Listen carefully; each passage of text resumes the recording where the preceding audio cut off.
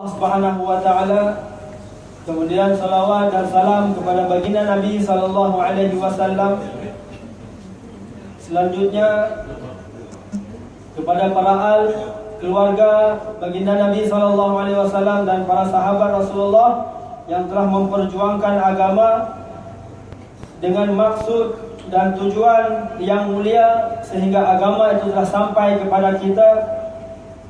Dan dengan agama itulah seseorang akan terselamat, dunianya akan selamat, dunia yang sementara, dan di akhirat yang selama-lamanya juga dia akan selamat dengan asbab agama yang dibawa dan diperjuangkan oleh baginda Nabi beserta para sahabat.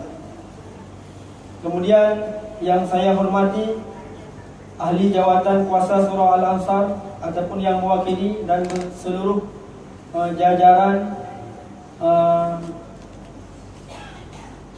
seluruh staf-stafnya seluruhnya lah.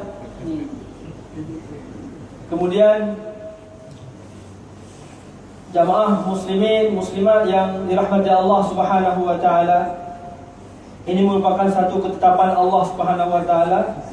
Mungkin Allah taala bagi peluang untuk saya pertama sekali, sebelum menyampaikan apa yang akan disampaikan, apa yang akan diilhamkan oleh Allah Subhanahu wa taala dalam masa yang on the spot ini. Pertama sekali saya nak meminta maaf sebesar-besarnya apapun kesalahan, apapun kesilapan, kekhilafan yang berlaku, yang terjadi selama beberapa hari ataupun hampir 1 bulan saya berada di hadapan mengimami, menjadi perantara antara muslimin muslimat dengan Allah Subhanahu wa taala. Apa-apa kesalahan, kesilapan, mungkin ada yang ketika dia tengah segar, dia tengah bersemangat, baru lepas mandi, para jamaah lepas mandi dia tengah segar, tengah semangat, dia menginginkan bacaan yang panjang. Ternyata imam baca bacaan pendek je, kan? Itu tak sesuai dengan keinginan, minta maaf. Ataupun dia ternyata tengah letih, tengah sangat letih balik kerja, tapi dia berusaha juga dengan semangatnya, berusaha juga untuk datang ke surau, datang untuk berjamaah bersama di sini. Akan tapi tiba-tiba imam baca panjang, dia baca. Dari isyak lagi dia dah start baca panjang. Tak sesuai dengan keinginan. Ataupun ada sebagian muslimin ataupun muslimat yang terasa seronok dengan irama ataupun lagu Bismillahirrahmanirrahim, Alhamdulillahi Rabbil Alamin. Seronok dengan lagu tu, esok nak dengar pula, ternyata esok dia tak baca macam tu. Itu tak sesuai dengan keinginan. Ataupun nak dengan lagu yang lain, ternyata yang dibacakan dengan irama yang lain. Ini adalah sesuatu yang mungkin tak sesuai dengan keinginan. Saya mohon banyak maaf. Mana tahu mungkin tahun depan yang menjadi imam bukan orang yang sama, kan? Kerana dah orang yang sama beberapa tahun dah. Mungkin ada sebahagian dah muak dah tengok muka dia, tapi mudah-mudahan tak adalah macam tu. Begitu juga yang duduk di depan ni, tengok minggu lepas tu dia dulu ni, minggu ni dia lagi. Ini ketetapan Allah Subhanahu wa taala yang kena terima. Terima insya-Allah. Jadi saya mohon maaf jemaah yang dikasihi oleh Allah Subhanahu wa taala. Kenapa saya bermohon maaf ya, sebagaimana yang diketahui, kerana insya-Allah esok saya mohon doa saya akan kembali ke kampung halaman, kembali ke Aceh insya-Allah. Jemaah yang dikasihi oleh Allah Subhanahu wa taala, sebenarnya orang yang ingin bermusafir, dia adalah sunnah meminta beberapa nasihat. Sunnah meminta nasihat, sunnah meminta tips-tips ataupun apa-apa pesan tentang untuk kebaikan agamanya. Tetapi hari ini mungkin agak sedikit terbalik, tapi tak apa, saya pula yang diminta. Jemaah yang dikasihi oleh Allah Subhanahu wa taala. 11 satu tim bola ada 11 orang. Tim main bola ada 11 orang. Ini dah gelak dulu. Apa cerita Ustaz nak cerita ni? Ini cerita bola. Disebut apa? Kesebelasan. Boleh? Kan? Kesebelasan. Kesebelasan tim bola ini dengan tim yang lagi satu, dia berlawan. Dia buat bertanding. Sehingga beberapa menit sampai setengah jam dia bertanding. Maka sebelah kesebelasan yang satu, dia mendapatkan 3 gol. Dah dapat 3 dah. Lagi berapa minit? Tak serius dengar. Dia berapa minit semua main bola? 45. 90 minit lah kan? Tadi 35 minit dia dah dapat 3 gol.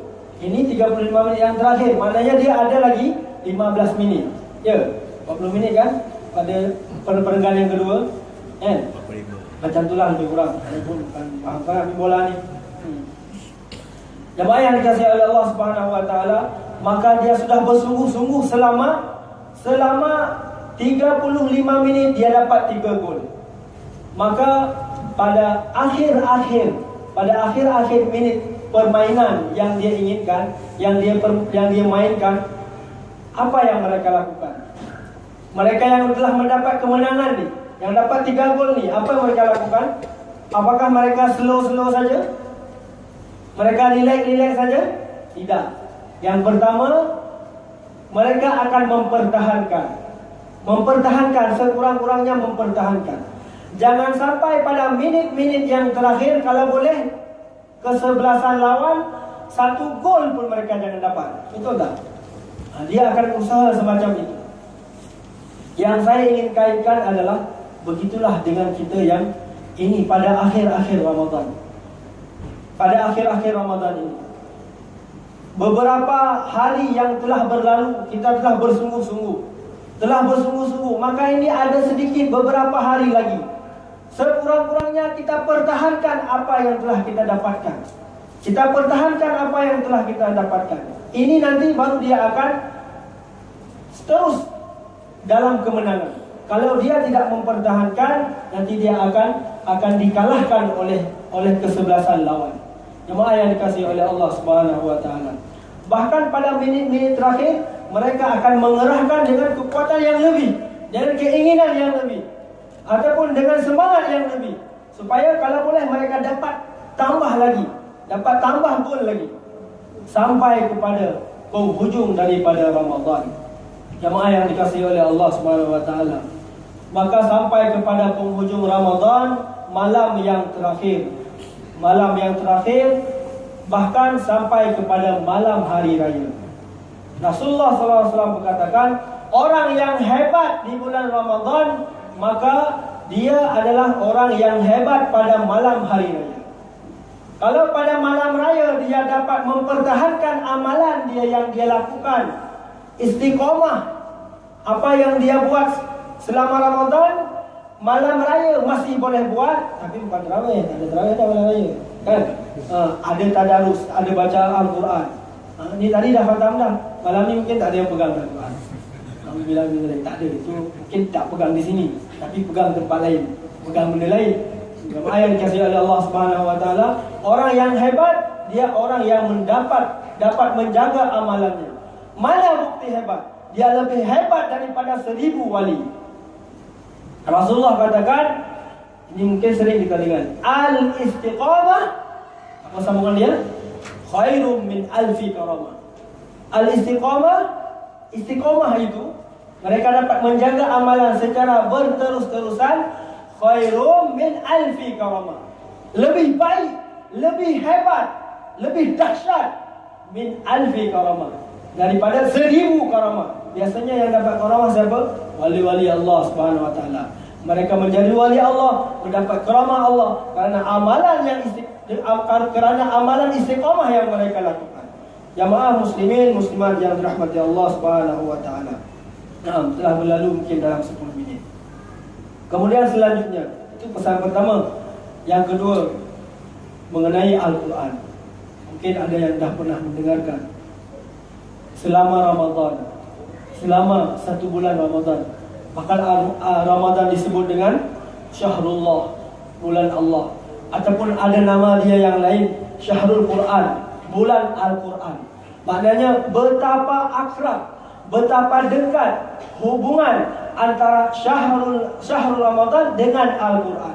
Sehingga kita tengok orang yang sebelum Ramadan dia mungkin jarang menyentuh Al-Quran, akan tapi dengan datangnya Ramadan tergerak hati dia untuk menyentuh Al-Quran. Kadang tak boleh baca tapi nak buka juga. Kenapa? Ada gairah, ada satu kekuatan yang Allah Ta'ala berikan dengan datangnya Ramadan, kerana memang hubungan Ramadan itu dengan Al-Quran. Ada orang yang sebelum Ramadan dia tak pernah mengkhatamkan Al-Quran, akan tetapi dengan datangnya Ramadan dia dapat bertungkus lumus, berusaha nak khatam juga, berusaha untuk khatam juga. Tak khatam sendiri, nak khatam secara berjamaah. Nak ceritanya nak khatam juga. Semangat yang timbul kerana kekuatan asbab Ramadan dan hubungan Ramadan dengan Al-Quran, sehingga telah terjalin hubungan baik. Terjalin hubungan baik antara seorang hamba dengan kalamullah. Telah terjalin satu alaqah, hubung kait, pertalian yang akrab, menjadi kawan yang setia, menjadi taulan yang mesra, menjadi teman yang setia, yang sentiasa nak bersama. Kadang-kadang tengah menunggu bas pun nak baca lagi, nak tambah bacaan ni, nak cukupkan 1 hari 1 juzuk, ataupun dia targetkan 1 hari 1 juzuk setengah. Nak tengah-tengah menunggu bas nak pergi kerja, dia baca Al-Quran. Tengah menunggu LRT, dia baca Al-Quran. Duduk nak tunggu sampai ke LRT, dia baca Al-Quran. Telah terjalin hubungan baik dengan Al-Quran di bulan Ramadan. Ibarat seseorang dia telah mendapat kawan yang baik. Dah baik sangat dah dengan kawan itu. Dah sama-sama memahami, sudah sama-sama pengertian, dah sama-sama perhatian, saling ini dapat memahami yang satu dapat faham dengan perangai yang satu, sehingga terjalin hubungan yang baik. Akan tetapi jamaah yang dirahmati Allah Subhanahu wa taala, apa perasaan Al-Quran apabila setelah menjalin hubungan yang baik, yang akrab selama 1 bulan, akan tetapi setelah berlalunya Ramadan, hubungan itu pun menjadi terputus. Orang sudah tidak lagi memegang Al-Quran, dia sudah tidak lagi menyibukkan diri dengan Al-Quran, sudah tidak lagi nak bagi masa untuk Al-Quran. Betapa sedihnya Al-Quran. Sedih tuan, sedih jemaah yang dirahmati Allah Subhanahu wa taala. Sebagaimana seorang kawan yang ditinggalkan oleh temannya, ditinggalkan oleh kawannya yang begitu akrab tanpa alasan. Apa salah saya? Kenapa saya ditinggalkan? Tak ada salah apa-apa, tak ada masalah, kenapa ditinggalkan? Padahal telah terjalin hubungan yang baik. Maksud saya jemaah yang dirahmati Allah Subhanahu wa taala, selepas daripada Ramadan pun jangan tinggalkan membaca Al-Quran. Kalau mungkin kita pernah membaca kitab-kitab yang dikarang oleh ulama mengenai Al-Quran, mengenai tanggungjawab seseorang tentang Al-Quran, maka di antaranya mungkin kitab yang dikarang oleh Imam An-Nawawi mengenai Al-Quran, Hidayatus Tibyan, wallahu alam, ataupun kitab-kitab yang lain yang berhubungan dengan Al-Quran, maka di sana mungkin kita akan terbaca Sayyidina Utsman radhiyallahu taala anhu, yang mana mushaf yang kita pegang hari ini, bukan ini salam Ustaz Tafsirah Ramadan, tidak lebih 30 minit. Mushaf yang kita baca itu mushaf Utsmani. Sayyidina Utsman radhiyallahu taala anhu mengatakan, tanggungjawab seseorang, tanggungjawab setiap kita yang mengamalkan Al-Quran, yang berimamkan dengan Al-Quran, yang berkitab sucikan dengan Al-Quran, tanggungjawabnya adalah kena mengkhatamkannya sekurang-kurang 2 kali dalam setahun. Pernah dengar? Pernah. Alhamdulillah pernah dengar. Kalau tak pernah lagi, ini adalah sebagai ilmu baru kepada kita. Kita kena tahu ini tanggungjawab. Kita tak cerita pasal sunnah, pasal wajib, pasal bid'ah, pasal apa hukum baca Al-Quran, kan sunnah je, kan? Tak, kita cerita pasal tanggungjawab. Kalau orang cerita tanggungjawab, dia tak cerita dah wajib ke sunnah ke apa. Tengok tanggungjawab seorang suami kepada isteri, tanggungjawab seorang isteri kepada anak-anaknya. Tak cerita dia dapat upah ke tak dapat, dia tak cerita bukan. Bahkan kadang tak ingat pun dapat pahala ke tak. Tanggungjawab. Maka tanggungjawab setiap kita terhadap Al-Quran kena khatamkan dia 2 kali dalam setahun. Jamaah yang dirahmati Allah SWT. Ini betul saya cakap. Benar saya cakap. Boleh cek sendiri. Ini adalah tanggungjawab kita yang perlu. Yang mana tanggungjawab ini akan disoal. Kalau tidak dibuat akan disoal. Telah berlalu dalam 20 minit lebih kurang. Jangan takut, saya tak akan lama-lama. Karena kalau lama pun saya tak tahu kena siapa. Sama yang dikasihi oleh Allah Subhanahu Wa Taala. Maka cara mengamalkannya bagaimana? Saya bagi tips lah sikit. Tips. Tulisan tips macam mana? Tips. Kan ada S ujung. Jadi tips banyak. Tips kan. Tips satu tips banyak. Maknanya banyak tips ni kot. Tapi caranya macam mana? Tak berat. Kalau kita fikirkan Al-Quran 30 juzuk. 30 juzuk. Banyak tak 30 juzuk? Banyak. Berat. Berat 30 juzuk. Berapa helaian? 300 helai. Berat. Berat. Nak khatamkan ni, tuan-tuan tengok tebal tu apa. Nak khatamkan berat. Tapi caranya adalah cuba kita amalkan setiap sembahyang. Selepas sembahyang kita bagi masa kepada dia. Ataupun sebelum sembahyang kita datang awal sikit, kita bagi masa untuk baca satu muka surat. Berat tidak satu muka surat? Tidak. Kalau kita dah lancar baca Al-Quran ataupun tak beberapa lancar pun tak berapa berat. Tengok baca tak berat kan? 5 kali kita sembahyang, kita dah baca berapa? Dah baca 2 helaian setengah. Maka 4 bulan kita telah khatam Al-Quran. Macam mana saya kira? Tak apa, kira sendiri. 4 bulan kita dah khatam Al-Quran. Dah khatam sekali. Maknanya dalam setahun berapa bulan? 12. 12 dibagi dengan 4, 3. Setahun kita dah boleh mengkhatamkan 3 kali. Tambah lagi dengan bulan Ramadan 4 kali. Padahal tanggungjawab kita hanya 2 kali sahaja. Jadilah tidak berat kalau kita amalkan sedikit-sedikit. Ini caranya. Jemaah yang dikasihi oleh Allah Subhanahu Wa Taala, ini mengenai Al-Quran. Kemudian kita yang ada peluang, kita cari kelas-kelas Al-Quran di mana pun, tak kisah sama ada pandai ataupun tak pandai. Kenapa saya cerita pandai ke tak pandai? Kalau tak pandai, tak berapa pandai, kita boleh tambah ilmu. Kalau kita sudah pandai, kita akan menggunakan waktu. Kita akan menggunakan masa. Mungkin kita macam, misal lah, minta maaf bukan apa, mungkin saya ni rasa dah boleh dah saya baca Quran. Tu orang suruh jadi imam, tak apalah, tak belajar. Tak apalah tak baca. Kalau dah pandai. Akan tetapi yang rugi apa? Orang lain menggunakan masa yang dia anggap dia tak pandai, dia akan guna masa untuk baca Al-Quran kalau dia rasa tak pandai. Saya rasa saya pandai je lah tapi tak baca. Maknanya rugi. Kita pandai, kita kena baca. Caranya kalau tak semangat baca, cari kelas-kelas Al-Quran. Jemaah yang dirahmati Allah SWT, itu pesan saya kepada Al-Quran. Kenapa? Kerana Al-Quran ini memiliki autoriti, kekuatan, memiliki apa lagi? Autoriti, kekuatan,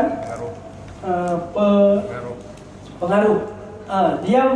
Dia boleh memberi syafaat kepada sahibuhu, kepada orang yang mengamalkannya itu, dia dapat memberi syafaat. Kemudian tadi kenapa saya sebutkan Al-Quran sedih? Memang kerana Al-Quran, Rasulullah bagi tahu Al-Quran nanti di akhirat dia akan berjasad dan berruh. Al-Quran akan diberikan ruh oleh Allah, akan hidup, dan Al-Quran akan berjasad. Bahkan dikatakan surah Al-Muluk esok di akhirat tak sampai surga neraka lagi, dalam kubur dah akhirat dah. Maka surah Al-Muluk akan menjelma sebagai seorang pemuda yang tampan. Sebagai seorang pemuda yang tampan yang akan membela, menjaga sahibuhu, iaitu orang yang mengamalkannya setiap malam dengan istiqamah. Dia akan bela. Apa kata dia? Ya Allah, dia berhujah, ya Allah, saya akan tuntun kawan ni ialah yang amalkan ni. Kawan ni saya akan tuntun dia sampai ke syurga. Saya akan tuntun dia sampai ke syurga. Kalau engkau ya Allah tidak beri kepada saya kekuatan ataupun keizinan untuk membawa dia ke dalam syurga kerana dia telah menjaga saya, baik saya engkau hapus saja. Engkau hapus je. Baik engkau tiadakan saja saya ni dalam Al-Quran. Sampai segitu sekali. Maknanya dia memiliki kekuatan dan dia berhujah. Bermakna apa? Memang hujahnya akan diterima. Dah ada dalam Al-Quran surah Al-Mulk, kan? Akankah Allah telah hapus? Tidak. Tak akan dihapus dan tak akan dibuang dan tak akan hilang. Memang sentiasa Al-Quran Al-Mulk salah satu surah daripada Al-Quran sampai bila-bila. Maknanya hujahnya ataupun alasannya ataupun pembelaan daripada surah Al-Mulk akan diterima oleh Allah Subhanahu Wa Taala. Yang mana saya cakap tadi, Al-Mulk salah satu daripada Al-Quran dan dia memiliki ruh dan jasad yang dapat berdialog dengan Allah Subhanahu Wa Taala, yang dapat langsung berhubungan langsung dengan Allah Subhanahu Wa Taala untuk membela orang yang mengamalkannya. Jemaah yang dirahmati Allah Subhanahu Wa Taala. Yang kedua. Kemudian yang ketiga, apa tadi yang pertama? Mengenai ujung Ramadan ni. Yang kedua tadi mengenai Al-Quran. Kemudian yang ketiga, jemaah yang dirahmati Allah Subhanahu Wa Taala, mungkin beberapa minit lagi, ini di depan sudah hari raya, kan? Dah hari raya. Kita tahu mungkin sebelum ni kita sebut bahawa Ramadan ini adalah tetamu, kan? Kita nak menyambut tetamu, macam mana kita seronok, kita bersihkan rumah kita nak sambut tetamu. Ni anak kita nak kahwin ni, kita akan bersihkan rumah, akan bersihkan bilik, akan bersihkan perkarangan halaman rumah, akan kita bersihkan. Kenapa? Nak sambut tetamu, nak muliakan tetamu. Dan Ramadan pun telah datang sebagai tetamu, iaitu kita telah membersihkan diri mungkin dengan bertaubat, dengan memperbanyak sedekah agar Allah Ta'ala ampunkan dosa. Mungkin telah pun kita lakukan. Dan sekarang kita sedang bersama dengan tetamu yang dinanti-nanti. Sedang bersama dengan tetamu yang dinanti-nanti. Dan dia masih bersama kita. Masih bersama kita. Memang kita seronok dengan dia, dia pun seronok dengan kita. Akan tetapi tiba-tiba duduk tengok-tengok seronok, lepas dia masih duduk dengan kita lagi. Kita pun dah sebut pasal dia nak balik. Pasal dia nak balik ni, seakan-akan macam menghalau Ramadan. Ini perlu kita hadirkan perasaan ini, supaya jangan terlalu seronok dalam satu sisi. Ada sisi lain, kita perlu berseronok dengan kedatangan Ramadan. Kalau kita menang, kalau kita mendapat kemenangan, memang kita seronok. Tapi dari sisi jangan sampai kita seakan-akan dah tak sabar-sabar dah nak mengusir Ramadan ni, bagi dia balik cepat-cepat. Padahal masa dia datang kita tunggu, tapi ini dah dekat-dekat nak balik, macam kalau boleh besok raya kalau boleh. Ini kena jaga perasaan ini, jemaah yang dikasihi oleh Allah Subhanahu Wa Taala. Mungkin ini yang dapat saya sampaikan. Kesimpulannya, yang pertama, sedikit sebagai saya ulang sikit. Kesimpulannya adalah ini adalah akhir Ramadan. Kita tingkatkan sedikit, kita tingkatkan semangat kita. Kemudian yang kedua, masalah Al-Quran, jangan sampai selepas daripada Ramadan kita pun wassalam Al-Quran, tak sentuh dah Al-Quran, tak bersama dah dengan majlis-majlis ataupun halaqah-halaqah Al-Quran. Kemudian yang ketiga, walaupun Ramadan sudah nak kembali, jangan kita seakan-akan macam mengusir Ramadan ini. Mungkin hanya ini yang dapat saya sampaikan. Kurangnya banyak, saya mohon maaf. Kelebihannya kelebihan dan kebaikannya hanya datang daripada Allah Subhanahu Wa Taala. Kita tutup dengan doa kepada majlis. Subhanallah bihamdi, subhanakallahumma bihamdika, asyhadu an la ilaha illa anta, astaghfiruka wa atubu ilaik. Assalamualaikum warahmatullahi wabarakatuh. Waalaikumsalam. Taqabbalallahu minkum.